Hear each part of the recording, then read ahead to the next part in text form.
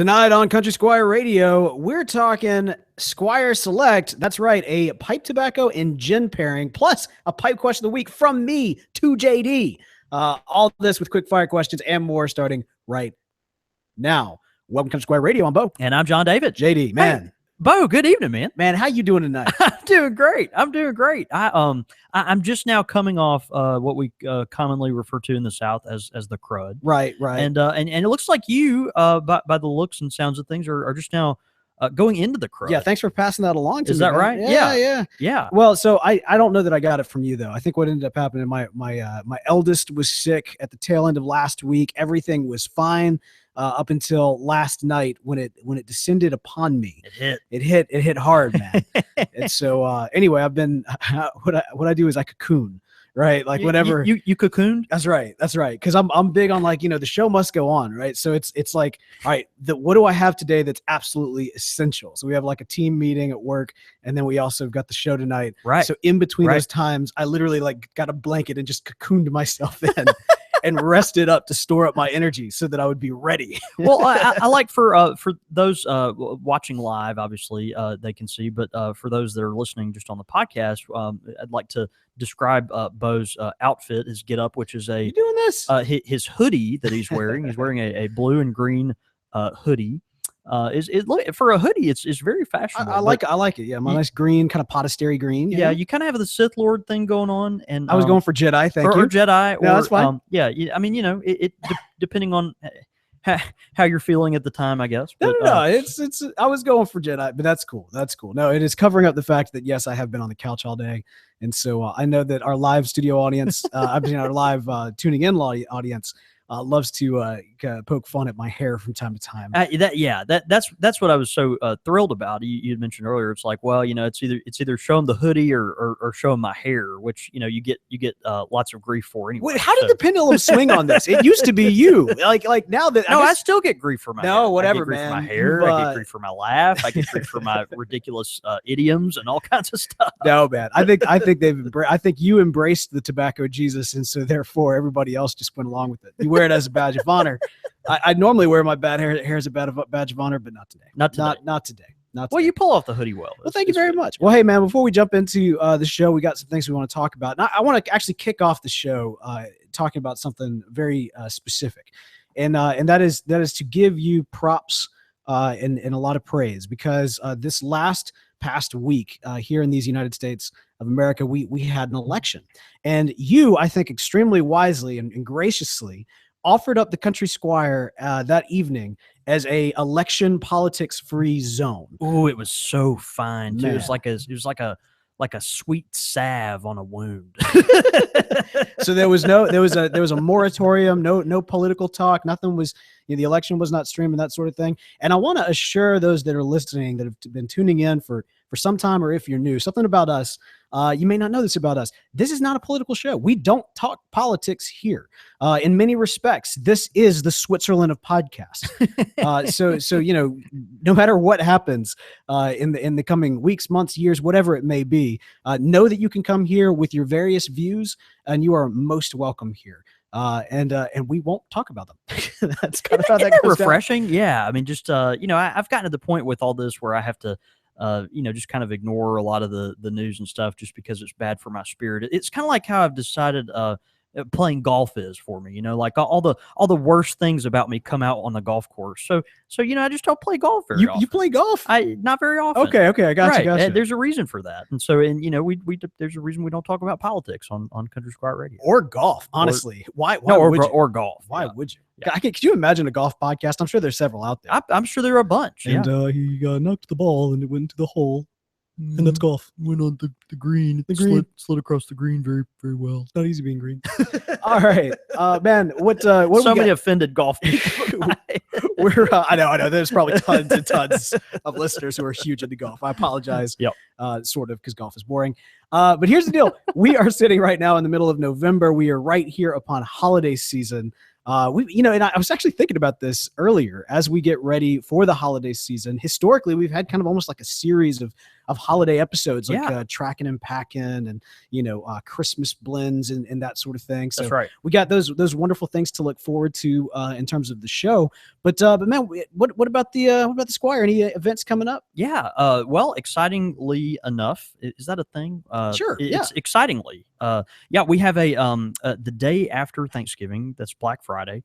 We'll be having a cigar event that day here at the shop. So not pipe related, cigar related, but really excited about that. We'll be opening normal time from 10 until 8 that night, but we'll have a lot of good deals on cigars and also lighters. So lots of lighters and accessories and things like that. So really excited to be doing that with our friends with Dominican Big League Cigars and Hammer and Sickle Cigars. Oh, wow. So Okay. yeah, real exciting. Hammer and Sickle. I feel like that's a name I keep hearing. Yeah, it's a boutique brand. They actually also have a vodka. Obviously. Oh, is that right? Hammer and Sickle. You kind of think of Soviet Russia, and so they kind of Soviet have Russia. gone the sickle hammers you. Okay, yeah. So it makes it all comes together. Right. Okay. But yeah, exciting. And so anyway, really excited. Going into the holiday season, we'll be unveiling some new stuff on our website in the near future, and also in the next week, hope to debut our Christmas blend, which we're really fired up about. Dude. Country Squire Christmas blend. This is you had this in the kitchen for a while? We've had it in the kitchen for a while. We've been slaving over it, and we're really excited about how this has come out. And so we've just finalized our tweaking and are ready to bring this joker out. And so just look for that in the next few days. We're really fired up for that. But and also, it's wonderful. Obviously, Caleb was kind enough last week to sit in for me while I was out sick. And as Caleb talked about Lowland Pine, we actually have that available on the website now for purchase. And so folks can go to thecountrysquireonline.com and purchase as much Lowland Pine as they want. And then in the next few days, we'll have our Christmas blend as well. So that's awesome. Pretty exciting. Should have mentioned this too. Big ups to Caleb for he did a great job, man. Did a wonderful job. Caleb, the intern, I'm telling you, man, he is earning his keep and doing a great job. The old tobacconist in training. Yeah, man. On the YouTube, we we did the live show, of course. We got the YouTube comments coming in. Everybody loves Caleb. I think, and this is sad, they may like Caleb the intern better than they like us. I'm okay with that. Okay. All right. It's good. You want to surround yourself with talent that, makes you shine. That's true. But I feel like we make him shine. You know what I mean?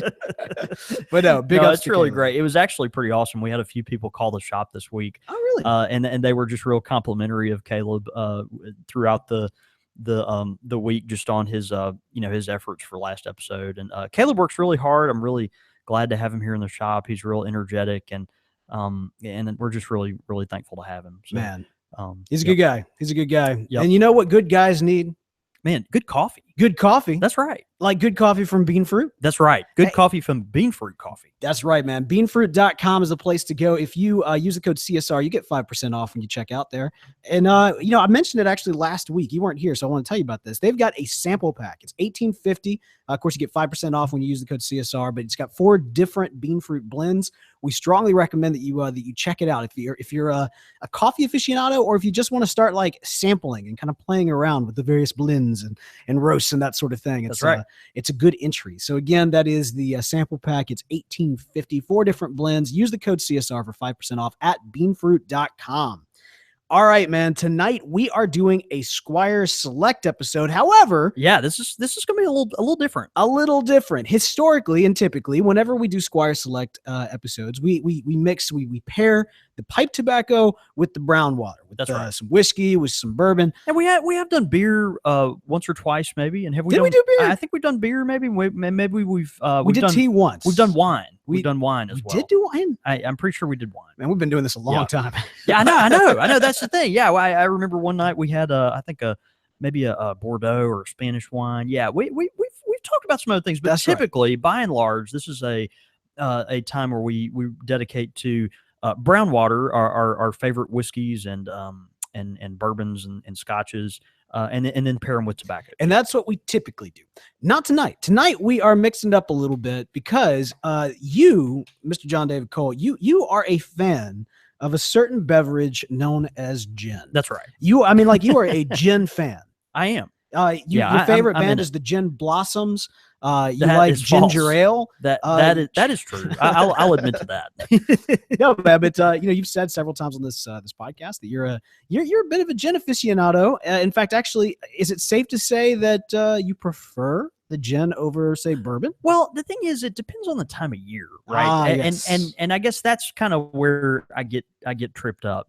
Certainly during the summertime, gin is my drink of choice, and then as we move kind of on into the fall, I turn more and more towards darker beer, whiskey, even red wine, bold wines, and things like that. So, and I'm by no means some kind of aficionado on this stuff. Like, no, I'm really not. I promise. I'll probably, trip all over myself tonight talking about this stuff. But I do love gin. It's a good drink that's super flavorful. All the varieties are extremely different, and you just get lots and lots of variation within a very small margin there. And so it's really neat. They're in England now as a craft gin kind of renaissance coming up, just like in America, how we've got this small batch bourbon stuff. So it's really a lot of fun, and I enjoy a good glass of gin. Did gin? Did that originate in England?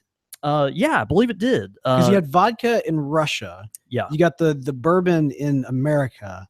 And so gin in England. Gin's a British thing. Interesting. Yeah. Now we say England, but of course, one of the gins tonight. Yeah, we're generally talking about the UK. That one of the gins tonight is a Scottish gin that we'll talk about shortly. But, all right. But yeah, gin. Obviously, you think of gin, a clear liquor. Obviously, it's very crisp. It's infused typically with things like juniper, coriander, a variety of seeds, and different fruit berries and things like that. But you regularly think of juniper. That's kind of the thing. It's this kind of a crisp piney flavor, which is kind of interesting. Yeah, the juniper plants, it's actually kind of pretty, isn't it? Almost like these little, they're not berries per se, but I guess they are kind of berries. I think they are. Yeah, juniper berries. Yeah. But they're kind of tiny-ish. Aren't they kind of blue purple? Is that right? Yeah. Yes. Yeah. Okay. Good. I thought I was remembering that. You nailed correctly. it. Yeah. So what you got for us, man? Yeah. Okay. So a couple that I'm really excited about. We're going to start out tonight with one of the most popular gins, at least in our part of the country, and that is Hendrick's.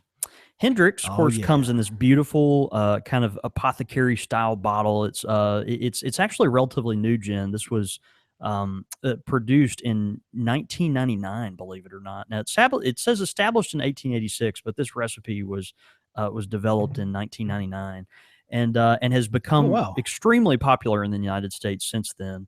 And it's just a beautiful product. You look at this thing, it looks like something that came out of a old time, like I said, apothecary or some kind of general store or something. But it's got just a real nice presentation. Hendrick's is interesting because you're gonna pay for it, and yet it's very distinctive. And there's a lot of people that like gin, but that won't turn to this because of just how distinctive it is. It's got lots and lots of interesting flavors that aren't found in other gins. And so this is a very small batch gin. Now, when we talk about small batch stuff, typically you hear of small batch bourbons and stuff, and that's where, they're only, distilling a certain amount. And that's so, the master distiller can kind of get an idea of what's going on with that small of a batch. Yeah. And then they, move on to the next small batch and make sure it's up to snuff and all these kinds of things. So, typically small batch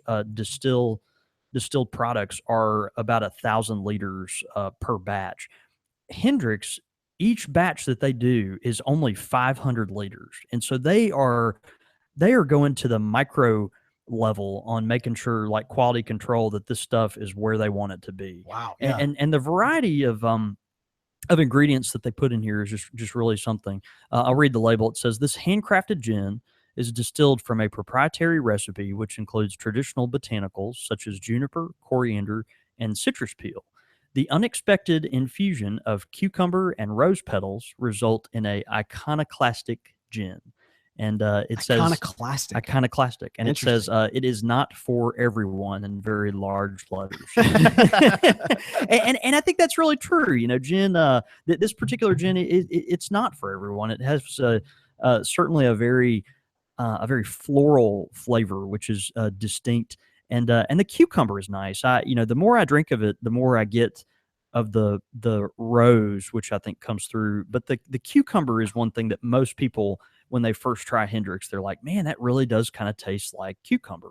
And so it just it provides kind of an interesting flavor. You know, it's interesting. So I got this. It was this weekend was my wife's birthday, and she is. Oh, happy birthday, Mrs. Bo. There you go. She's actually a big fan of gin martinis, and specifically kind of a lemon drop gin martini. And so I got this. Typically, our kind of our go-to is Beefeater.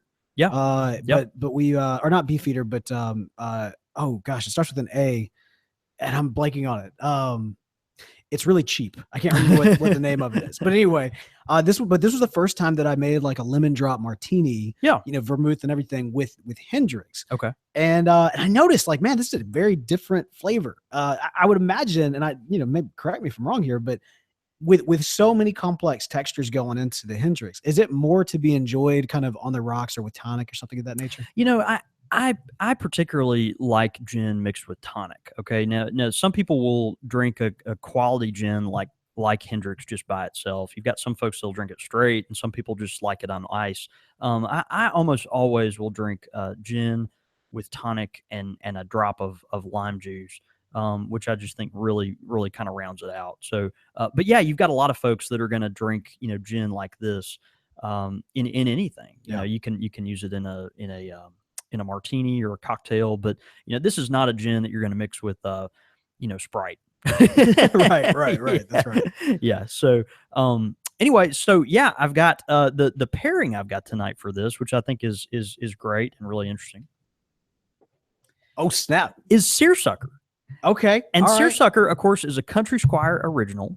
And we worked really hard when we came out with Seersucker. This, of course, is a raspberry infused blend. Now we're talking something it's raspberry, but it's definitely something that is it's a subtle sweetness. It is sweet. It's certainly sweet, but it's a subtle sweetness. And the raspberry doesn't come out as much as just kind of a nice tart flavor comes out. Man, and I think that the tart flavor, if you've had Hendrick's gin and you're familiar with the rose essence that you kind of get from that, I think the tart flavor from the seersucker just pairs with that really well. So you've got this kind of silky smoothness and the tartness from the raspberry, just the oily Cavendish that we put in there, and these burleys that we use that are infused with just fruit.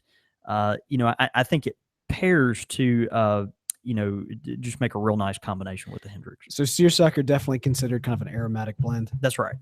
And this is one of your babies right here, right? That's right. I made seersucker myself, and it's become a hit. It's one of those that we definitely sell more of it during hot weather. Again, with gin, particularly in the South, you're typically drinking it more during during summertime. But and I think seersucker goes well with that. Gosh.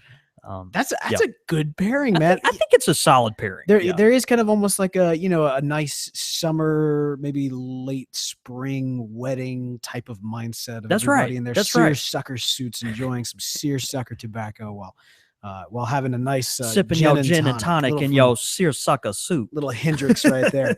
That's a cool imagery. I got to tell you, I am not a fan of seersucker the clothing. I am, however, a fan of seersucker the pipe tobacco. The tobacco. Yeah, I remember when you were telling me about the name, I was like, oh, you named it after that? Really? Oh, isn't that what like Matlock wore? But I get it. I definitely get it. But whenever I see somebody who's wearing a seersucker suit who's not in a wedding party, right, I always try to give them a hard time. Right. The hardest thing I have about seersucker, and maybe I'm just, I'm not a traditionalist in a lot of things, but one thing I have a really hard time with is when people wear seersucker and it's not between Easter and Labor Day. Like there's a really hard and fast rule there. Like Easter and Labor Day, that's where you wear white and seersucker. Like Like, and that's No, that is where that- you wear white. that's just a thing, right? I'm just telling you that's a rule. All right. I mean, maybe that's a Southern thing, but like, now, you know, See, that's the thing. It's too Southern. It's like, No, especially if I see somebody from the South rocking some seersucker, I'm like, really? All right, we're gonna bust out our straw hats and kick off our shirt, like our shoes at this point. You know,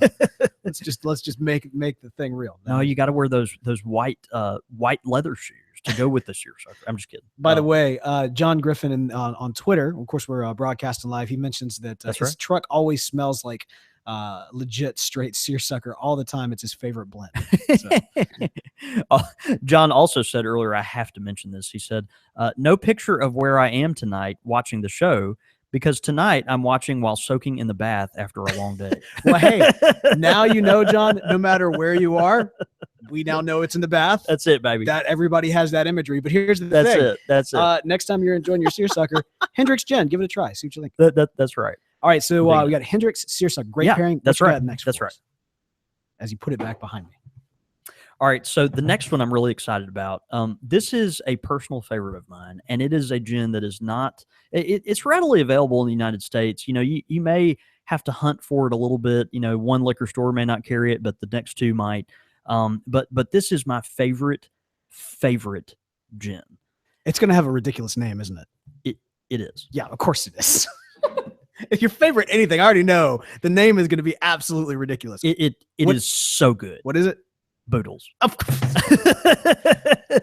I love Boodles gin. Right. But Boodles, I cannot tell you, Bo, how many bottles of Boodles I have consumed in the last 12 months. To be honest, it was shameful. I got to the point this summer where I started keeping a tally of how many empty bottles we had of Boodles at the house and at the shop. And eventually I felt so shameful that I just quit counting and deleted my little note on my phone that was keeping up with the count. Oh my gosh. It is fine. That Boodles is fine. Now I'm gonna tell you, this is a $20 gin. Okay. Yeah. Whereas, you know, a bottle of Hendrix in Mississippi, you know, might cost you $35 $37, something like that. Boodles, this is a London gin, and it is $20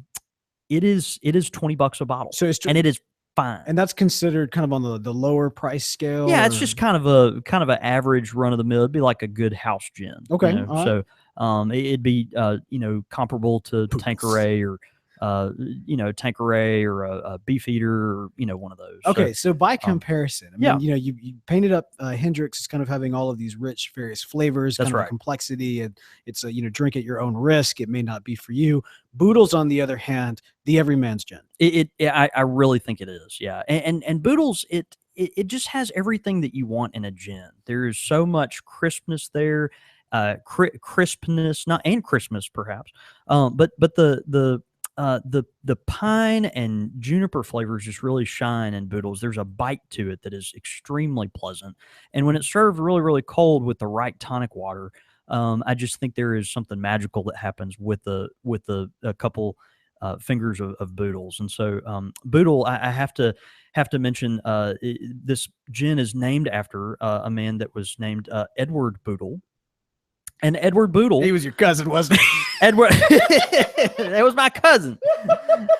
Sorry. Edward Boodle.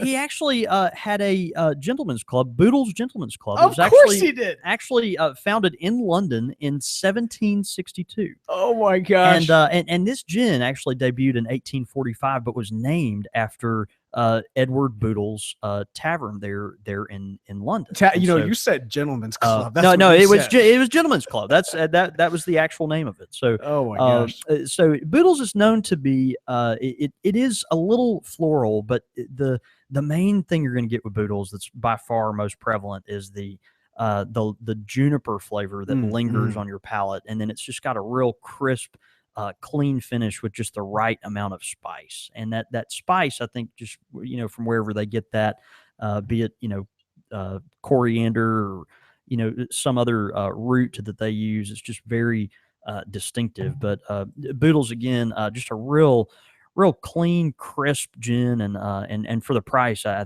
just think it's really hard to beat. To be honest, I have trouble buying Hendrix over Boodles, even when price isn't a difference. And for me, I love Hendrix. Hendrix is great, but sometimes when I think of gin, I do want that crisp, kind of juniper berry, tart flavor that I think is embodied in Boodles. So interesting. Okay, fair enough. Fair enough. It is so delicious. So with the Boodles, and you mentioned the tart tasting. So you've already thrown seersucker out there. I'm kind of curious what you're going to be pairing up with the Boodles. Well, a couple tonight, and I think this one was a little more difficult for me because I drink so much Boodles that I could really pair any tobacco. You got a Boodles problem. I might have a Boodles issue. I'd actually, if the Boodles company needs someone to market for them on the side, I would be very much happy. You would be the spokesman for Boodles to do that. This is the face of Boodles. I'm very right. And shame, right? This is what Boodles abuse looks like. I can't even say Boodles abuse. This is what Boodles abuse looks like. Oh gosh. Yeah. So I am actually pairing. I'm excited about this. Cornell and Deal's Opening Night. Hello. Opening Night is a delicious tobacco. This is a flake tobacco made by Cornell and Deal, and it's one of those Cornell and Deal, of course, has like 850 different tobaccos, and not quite that many. That's an exaggeration, but that's not very far off. And this is probably one of my favorites that they make. A delicious blend of red and bright Virginias pressed to perfection. Opening Night is part of their Simply Elegant series, which I think is kind of cool. But on the cover of it, you've got kind of this old, neat looking 1930s fancy car with a guy in his scarf and his top hat and his super top his beautiful damsel with her fur coat and all this kind of stuff. And it's just a real yes, they went to go see a show, darling. It was marvelous. Yeah, it was Opening Night. And then we're going to drink Boodles. Get the Boodles out. But it's just a really clean, crisp tobacco that has such a clean flavor, and I think that pairs well with the Boodles. The Opening Night doesn't have any flavoring. This is all just a real straight, natural tobacco. And if you smell it in the tin note, it certainly has that kind of ketchupy smell that you might expect from Virginias like this, almost a vinegar nature. But when you smoke it, it's just a real crisp, clean, but and yet mellow, kind of mellow hints towards the end Virginia. And I think it pairs with the Boodles nicely.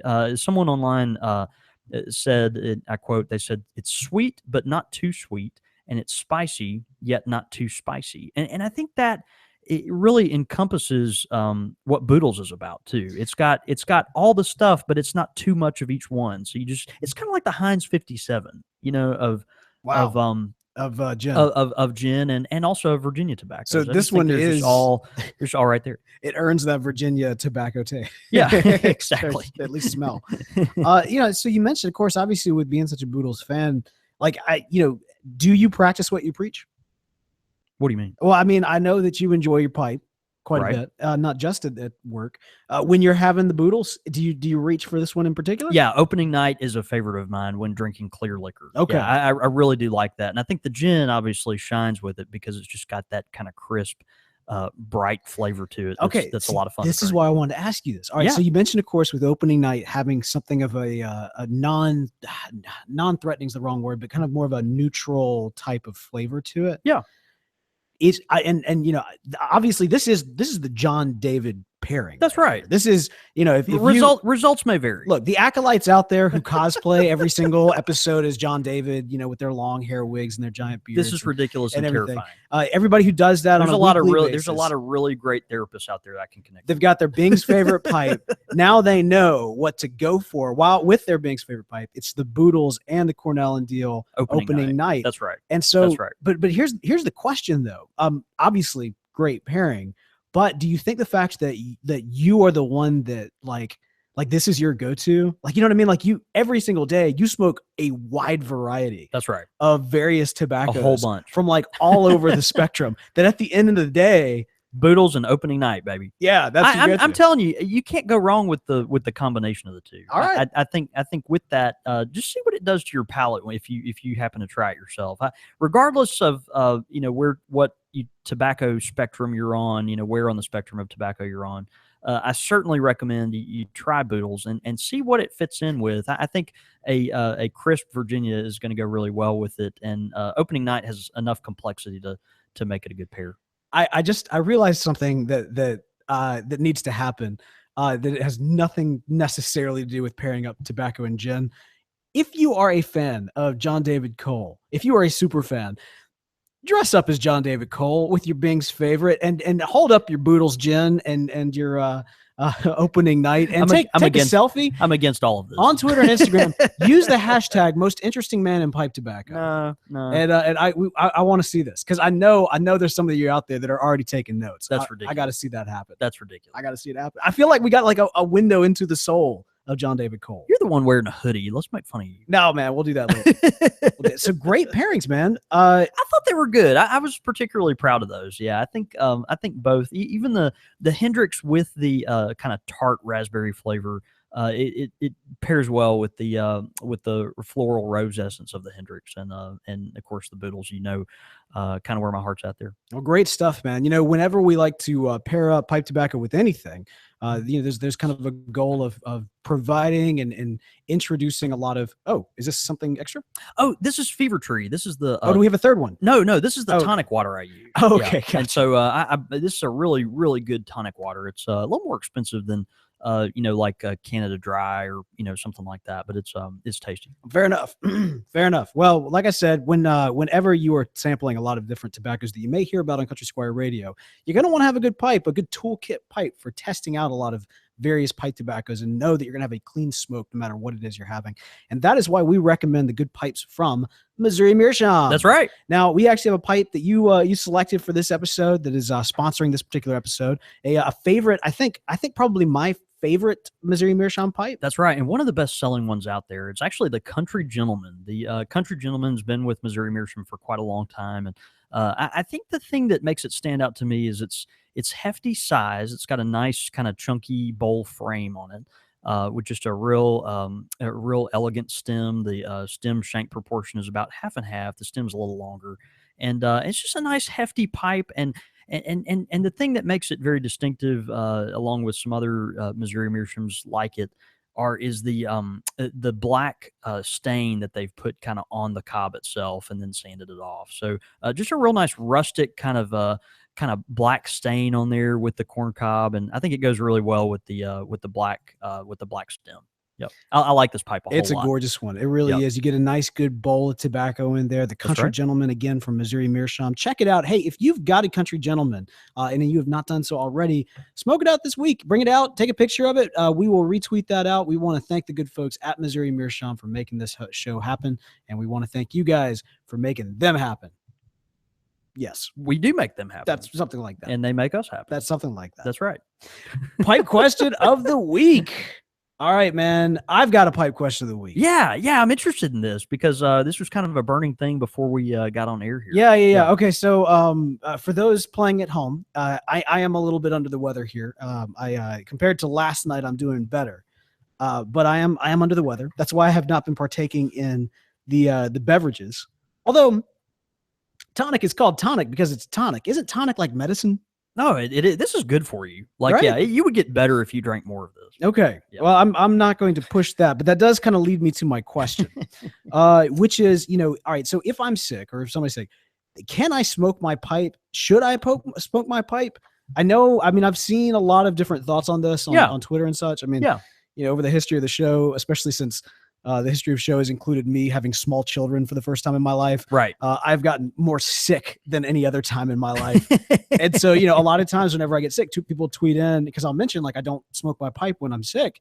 And people are like, no, it's fine. Do it. But I want to hear from you, sir. Is it okay for me to smoke my pipe while I'm sick? Yeah, I think it's a great question. And I'll tell you, my answer, and a lot of my answer involves my own behavior over the past 2 weeks because I've been really, really sick. That's right. I really have been, and I have not like that 2 weeks disease, man. It was bad. I was knocked out for quite a while. And it went from like sinus stuff to coughing stuff, and then I had some nausea, vertigo symptoms like dizziness, just all kinds of all over the headaches. It was terrible. And I think.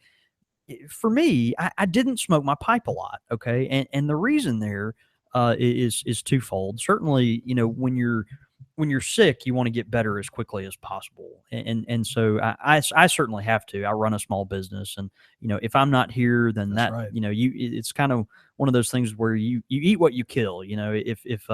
If you're not paying the bills, no one else is, and so you've got to go. Anybody who's make ever it. worked So, retail knows, man, like that. man, That's brutal when it's you're on sick. it's on you, buddy. Yeah. So yeah, to be honest, over the past few weeks, I have not smoked my pipe as much, and some of that is because I wanted to get well soon. I just didn't want to put anything extra in the old system here to throw at any curveballs. I was like, let's just get through this and do it. But to be honest, the main reason I didn't smoke my pipe as much, and I smoked it a few times, but I couldn't enjoy it.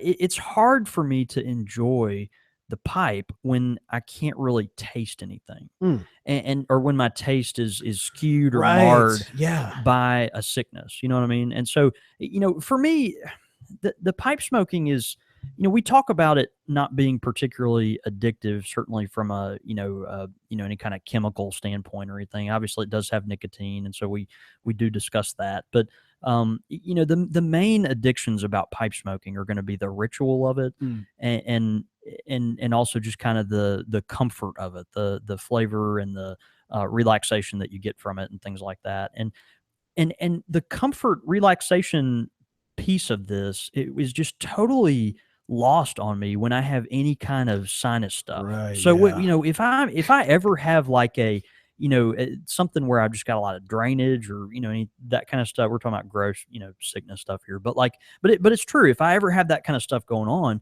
I'm just not going to enjoy my pipe. It's the same way I can't enjoy good food. If you want to take me out for a nice steak dinner or something, please, let's wait until after I get sick so I can enjoy the taste and the flavor of it. I don't even enjoy drinking a glass of wine or anything during a sickness, just because everything just tastes awful. And so so much of the flavor is the part of smoking a pipe for me. And so I just wasn't compelled to, because I knew I wouldn't enjoy it. Yeah, that's good. So is the pipe gonna make you worse off or keep you from getting well? I don't know. I mean, for me, I didn't know exactly what was going on, so I chose to kind of abstain a little more. But most people will power through and will continue to enjoy their pipe, or maybe not as often, but a couple times a week or something like that.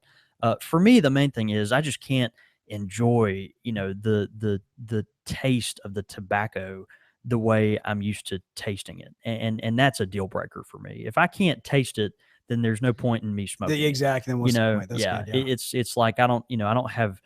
I don't. That's I smoke my pipe for different reasons than just to do it. I'm not going to do it if I don't enjoy it, kind of thing. So so that was my kind of thing. We've got some folks, if they've got the flu and they're bundled up, looking like a mummy or something, sitting on the couch with a thermometer sticking out of their mouth, they will still smoke their pipe, and that's great. I'm just not one of those people, and I think most people that don't, that where sickness like that does kind of affect their taste, are gonna tend, in most cases anyway, to shy away from the pipe. Well, fair enough. Yeah, that's about how I am. So that's good. That's a good confirmation. Yeah, I got to say, be affirmed. Earlier today, Briar, who I've referenced on the show before, actually suggested that perhaps, based on my illness, instead of doing gin and pipe tobacco pairing, we should do a NYQuil and Dayquil pipe tobacco pairing. I thought that was pretty good. Yeah. A NYQuil and Dayquil pairing. Yeah, that's pretty solid. By taking NYQuil each night and Dayquil each day, you'll get addicted to NYQuil each night and Dayquil each day. NYQuil and Dayquil, not sponsors of the show. That's exactly right. We have no affiliation with them at all. I have consumed a lot of their products. I will be honest there, but no, fair enough. Yeah. Well, hey, we got a great avenue to ask your pipe questions, and that's by sending them into the show. CSR@Podastery is where you could do that. You can also do it on Facebook and otherwise, but again, that is CSR@Podastery.com. Quickfire questions. Ow! All right, man. Are you ready for some quickfire questions? Yeah, man. Bring it. All right. I'm looking forward to this, except for the fact that there are some food ones, and I'm not into food thinking mood. So we'll see how this I know, goes.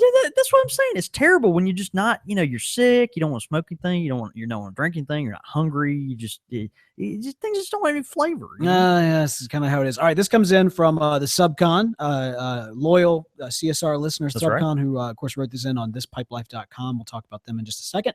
Are you ready? Yep. Egg or burger? Oh, I'm sorry. Egg on a burger or no? So do I prefer a burger with an egg on it or not? Exactly. I'm going to say no, but have you had that? Yes, oh. but there is a time and a place, and when you're in that time and place, the egg on the burger is just exquisite. There is a time and the place. It's called breakfast, and it's called sausage, egg, and biscuit. Have you never had an egg on a hamburger? I've seen this before. I've heard about this. Yeah, I've not actually ever. I don't think I've ever had one. It's fine, dude. And if they make the egg just a little over easy, you kind of pick at it a little bit, and it'll just drizzle over the top of that burger. I like my eggs over medium. Delicious. I can see the appeal. It's good, man. It's really, you ought to try something. Where do they've got that at Finian's, don't they? Yeah, sure do. They'll throw eggs on anything at Finian's. Yep. All right, fair enough. Bacon or fatback? Fatback. No, I can't go with fatback. I have to go with bacon. If it's, I kind of feel like fatback. That's the kind of stuff that it's like bacon just taken to the inappropriate extreme. I don't know. I just don't feel comfortable with it. I have to go with bacon. Yeah, I hear you. I mean, fatback has its place in terms of like greasing a skillet. You know what I mean? But that's about it. I had at a local restaurant here. I had a corn dog that was, and it was presented as kind of a cool delicacy. They had a corn dog filled with pork belly. Okay. All right. Yeah. And it was the most foul, wretched thing I've ever eaten. And like I think part of it was that the corn dog did not allow the pork belly in the inside to kind of cook the way pork belly is meant to cook, but still it's just pork belly. It's like you just give me the bacon. It's right. I don't know. At some point, too much of a good thing is just not good. That's right. Yeah. That is actually right. Yeah. So bacon all the way. We are very, by the way, pro bacon on this podcast. We are. Twitter or Facebook? Facebook. I'm not a Twitter guy. Yeah, I'm definitely a Twitter guy. You are. I feel like the limitation of 140 characters has like it forces you to think about what it is you're putting out there. Don't get me wrong, there's a lot of craziness on Twitter just as there is on Facebook. But I don't know. There's something about that limitation that I think is actually a really good thing. Although they're about to change it and everything. And they are. I think that's a terrible thing. Something that is very indicative of Facebook's health to me is that they can't figure out a way to make money. You mean Twitter? Twitter. That's right. Twitter. Facebook has figured out a way to make money, but Twitter has not. And I think, I don't know. I think within the next 5 years, I think we could see the end of Twitter. I really do.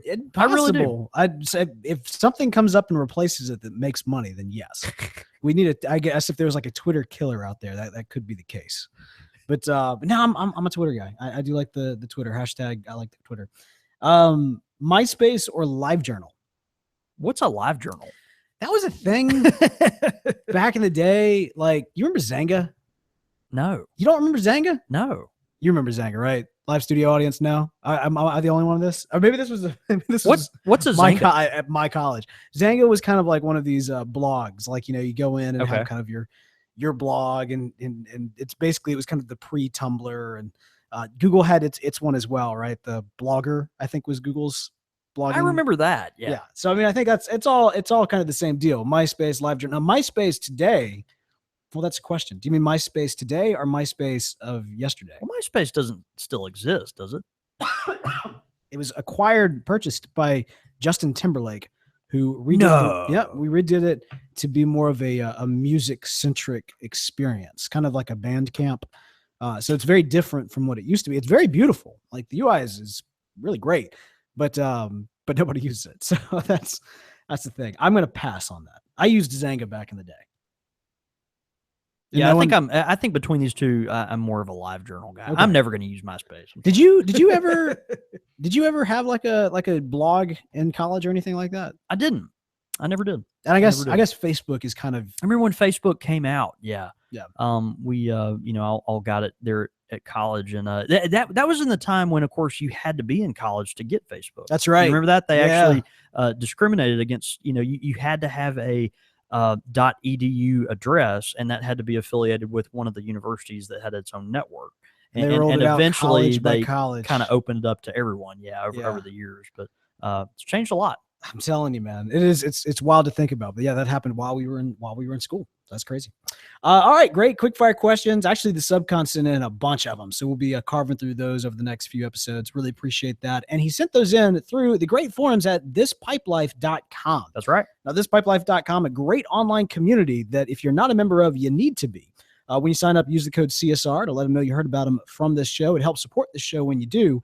But it's a great community. The forums in particular it's kind of what I like the most about it in terms of just kind of scrolling through and seeing things. We've actually got a lot of Country Squire radio listeners who are on thispipelife.com. That's right. And so like I'll see something like Pappy Joe asking some questions about like coffee connoisseurs. I never knew Pappy Joe was a coffee guy. He was a coffee guy. I know. There's really interesting stuff. There's a lot of good resources on it, but gives you an opportunity to interact with pipe smokers from around the world and get ideas of kind of what else they're into. They might, if someone has a similar pipe taste to you, they might have a similar coffee taste to you or whatever. And so, you've got people just talking about real life stuff on This Pipe Life, and I think it's a fun thing to be a part of. A great community. Of course, we encourage you to sign up, and if you do, use the code CSR. It helps the show, and it helps support a great community. I mentioned it last week. I want to mention it again, but they were very kind. They actually had a fireside chat interview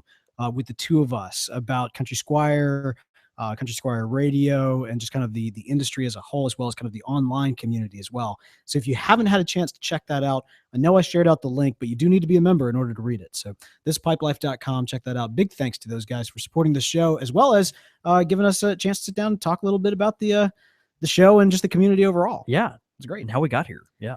Listen to feedback. All right. I'm about to give a quick cough here. Woo! All right. Whoever uses that mic next is going to get this sickness. So no. Yeah, you just keep that one. This is all. This historically has been mine. Listener feedback this week. Let me say one more time for the kids in the back. No kids watching this. 18 or over. One more time. Listener feedback this week. We got actually, this is kind of a question that came in, and it actually has a bit of a show and tell aspect of it. So why don't you read that one? I'll pull up the picture that goes with it. Sure. This is from Clay Duveau on Facebook. He says, "Hey guys, recently I have gotten into smoking pipes and tobacco. I have a Missouri Meerschaum that I've been smoking on the evenings after putting the kids down for bed, and it has been so relaxing. I just ordered my first briarwood pipe, and I can't wait. A few months ago, my grandma passed away, and while cleaning out her basement, my dad found this pipe holder and collection of pipes with a really old loose tobacco in it. My dad gave it to me. I had never met him because he died before I was born. I'm assuming he's talking about his grandfather. But I did know he smoked pipes. This is really cool, I thought. Could you possibly tell me anything about these things? They are, at the very least, 45 years old and maybe more. And then there's one of me enjoying my corncob pipe last week. He's talking about the photos he sent in that we'll talk about here momentarily. Thanks for your help, guys. Love you. Love the show, by the way. I've listened to tons of episodes over the past 2 weeks. And that is from Clay. Clay, thanks so much, man. That's awesome, dude. Yeah, absolutely. Let me kind of describe this for the listeners. Of course, this is it's a pipe holder with kind of a 3-pipe on either side with a box in the middle for your actual tobacco. Yeah, real nice. Beautiful looking thing. The pipes themselves, there's actually one of them that is, and I'm sorry, it's a toilet. Oh, it's one of those old toilet pipes. It's a toilet with the seat up. Yeah, we've got one of those in our little in our little museum section. Yeah, it's in the back. I'll show it to you. Was this a thing? Yeah, no, it was a kind of a gag thing, but Okay. it was a thing. It was something fun that people collected. Gotcha. Yeah. Well, from the imagery, just real quick, does anything stand out to you? No, I'd probably have to take a closer look at the pipes, to be honest. They there's honestly no telling what is there, but those tobacco humidors like that had the pipe stands on the side are just really nice, and you don't see a lot of that kind of thing anymore. Certainly, there's nothing new on the market like that. You won't be able to go to a retailer and buy that kind of pipe stand with built-in tobacco humidor new. You just can't. Those things are not manufactured anymore. Why is that? So, it seems like such a practical. Well, you do have plenty of pipe furniture that are made now. Lots of stuff like that are made, but those things that have like the humidor in the middle with pipes around it and stuff, that's just not a real common thing anymore. I have seen round ones maybe that are on kind of a carousel looking thing that can kind of turn, but the square one with the square humidor and 3 pipes on either side or any variety like that, I just haven't seen anything like that in years. And so yeah, it's a beautiful piece. Hang on to it, man, particularly if that belonged to your grandfather. That's a real keepsake, and I know I know that'll be special for years to come. We also got an iTunes review in from Industrial Punk, who says, outstanding in a small field. No, not like an afternoon among the corn. There aren't many podcasts developed to pipes, but this is the best. I love hearing takes on pipes, pipe culture, and whatever other topics the conversations lead to. Keep up the great work. And again, that is from Industrial Punk on iTunes.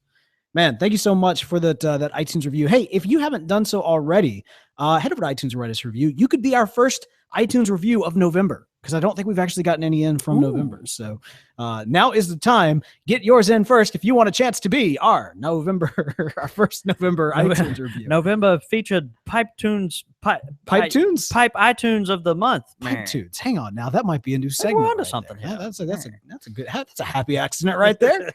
Bob Ross style. I love it. But yeah, head over to iTunes, write us a review. We'd love getting those in. We also got we've been getting some great tweets in for this episode, including a question by Eric, who asks, why do I look like Emperor Palpatine? I think that's a great question. You showed up late. You didn't get the explanation. That's no, I'm a little under the weather, and I've been on the couch all morning. So yes, this is covering. You wear the Emperor Palpatine look well. It's a Jedi. I think my favorite comment was this looks like the Assassin's Creed version of CSR. Yes. Yeah. Who wrote that one? Who wrote that? That was from let's see. Looks like at the Mango Times. There you go, the Mango Times. That's what I'm talking about. Yeah. So very, very, very, very good comment. Yeah. Whooshing, whooshing. You ever play Assassin's Creed? I haven't, but that was one of those games I always wanted to. I got out of consoles a little, well, all video games, I guess, a little before most of my friends did, and that was one of the games they kept playing that I just never got into. But it's a cool concept, although it can be a little craziness. Kind of like the Country Squire radio. Kind of like Country Squire radio. Cool concept, but it can be a little crazy. Sometimes it's a little ridiculous. There you go. That's an iTunes review. We just wrote it for you. Well, hey, keep up with us throughout the week. You can do so by heading over to the Facebook page, facebook.com/Country Squire radio. You can also keep up with, I guess, John David. We keep on giving away your Twitter handle, but you're more of a Facebook guy anyway. So yeah, I do put stuff on Twitter, but yeah, I am more of a Facebook guy. But you can find me at let's see, where are we in the whole thing? Yeah. Let's why don't we start that over? Let's start that over again. Making our producer Mike work for it this week. That's right. You can keep up with us. You can keep up with us throughout the week. You've head over to countrysquireradio.com for all of our contact information, but you can, of course, follow the Facebook page, facebook.com/Country Squire Radio. You can like us on Twitter. You can follow me. I'm at The Real Bo York. I'm at John David Cole, or you can get us at the shop at _Country Squire. Of course, all this information and more can be found at countrysquireradio.com. I tell you, man, when you do something every single week for like years on end, it just flows, baby. It just flows. But if you get it off, it's gone. Yeah. Every little piece has got to be, man, it's so funny. My church, we do the Nicene Creed every single week, and I love it. I love the Nicene Creed. It's awesome. If you aren't familiar with it, go Google it. Even if you don't agree with it, just read it because it's beautiful. But they came out with a kind of a different lyrical version, something that is just translated it a little differently, and our whole congregation is kind of like it's tripping over ourselves during a few pieces of it. It's just really funny, but it just shows you the repetition that comes every single time you say it, and we get that down. And man, I just know after each time you say I'm at The Real Bo York, you're just gonna point at me. And I'm just gonna say I'm at John David Cole. It's just like Red Robin. That's it. Yum. Oh, it was off. It was off. It wasn't there this time. That was a poor effort. It was out there time. All right. Well, I'll tell you what, man. Let's go have a night. See you, brother. Thanks so much, guys, for tuning in to the live show. Hope you guys had a wonderful time. We appreciate y'all going on Twitter It was great. and showing us love there. So y'all have a great night. It was great. Great to be back with y'all. See you soon.